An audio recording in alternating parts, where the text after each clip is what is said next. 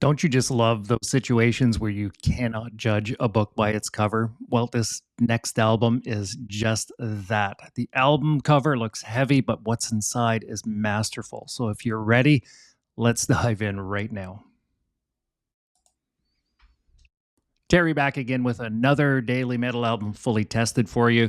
Apple Music's metal section, of course, is my tool of choice to get you in front of more new metal music here on both YouTube and where I chart everything on my Facebook page as well, because our metal matters and because I want you to get all of it every single week. So today's new album is Memoria Viva by the White Stones, and it's the band's latest album up for a fresh review. So let's move forward here. All right. So my first impressions, take a look at this album cover. You would think that's what's inside is high and mighty black metal and so on and so forth, but it is not. What is inside is a work of art, I promise you. So starting off here, we have track one. It's a dramatic, deep, rangy, and instrumental only opener. It's very dark. It has a foreboding feel. It makes you think about what to expect from the rest of the album. It's a great story opener. It left me feeling like it was an opening sequence for a movie or something bigger, for example. So, track two, it was laid out brilliantly. It was groovy, rangy, and it has this Tool meets Opeth feel. Lightly controlled fry vocals meets crafty, masterful guitar, bass, and tight percussion work. It's really well done. It has me listening with my eyes closed and feeling pretty solemn and relaxed here. And that's track two.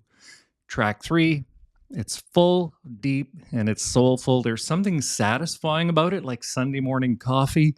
It's subtle fry vocal work with elegant guitar, beautiful tones, bass, and percussions. It's magnificent. And if sheer enjoyment is an emotion, then you got to count me in here.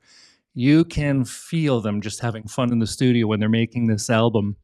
There were no peaks and valleys. It was a really well thought out album from front to the end. It's a great story all the way through.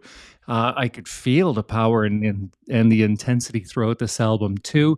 It is undeniably still very much a metal album, and it's immense. It's an immense body of work for this band, and I believe, don't quote me on this, I think it's their third piece of work, and I know it's from at least one of the members of Opeth.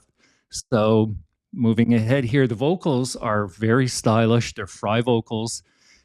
Guitars are elegant with rich tones. The bass is beautiful. It's bubbly. Percussions are masterful. When you combine all of them together, you could feel the power here.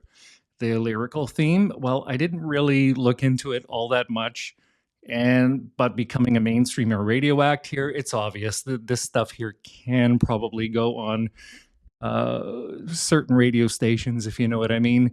I found that it's a match for works of art like Isan, who's come out lately with some very groovy black metal work as well.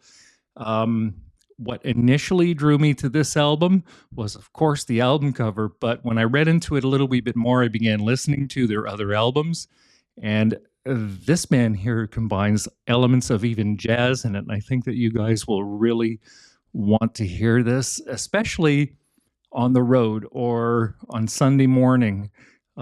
This is a really good album that is, if you're trying to decompress from listening to brutal metal, all the way through and so on and so forth.